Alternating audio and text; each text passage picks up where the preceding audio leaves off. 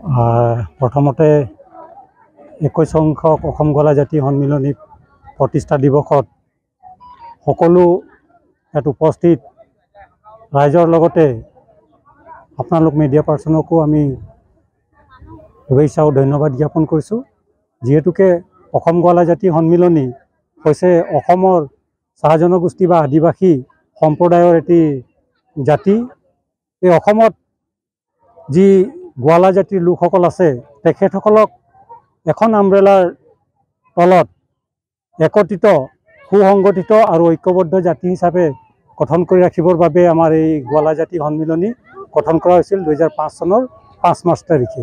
আৰু সেই দিনৰ পৰাই আমি অসম গোৱালা জাতি সন্মিলনীয়ে আমাৰ এই 5 মাৰ্চটো আমি কেন্দ্ৰীয়ভাৱে হওক বা জিলা ভাগেই হওক বা আঞ্চলিকভাৱেই হওক আমি প্ৰতিষ্ঠা দিৱস অনুষ্ঠিত কৰি আহিছোঁ। আৰু এইবাৰো কেন্দ্ৰীয় সমিতিৰ নিৰ্দেশ মৰ্মে আমি জিলা ভিত্তিত যোৰহাট জিলায় আমাৰ কাৰ্যসূচীত ভাগ লোৱা সকলো সাংবাদিক বন্ধুসকললৈ ধন্যবাদ থাকিল।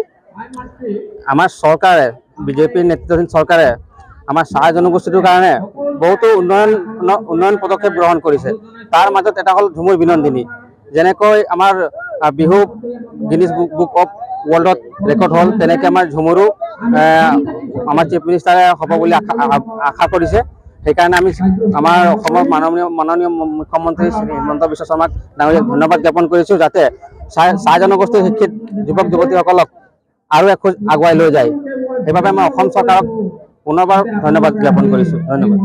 চাওক, মই পোনপ্ৰথমে আজি আপোনালোকৰ নিউজ চেনেলক যিসকলক সাংবাদিক বন্ধুৱে আজি আমাৰ এই জাতিটোৰ আমাৰ যি কাৰ্যসূচী তাক প্ৰচাৰ মাধ্যমৰ যোগেদি প্ৰচাৰ কৰিবৰ কাৰণে আপোনালোকে যি আগভাগ লৈছে তাৰ কাৰণে পোনপ্ৰথমে আপোনালোকক ধন্যবাদ জ্ঞাপন কৰিছোঁ।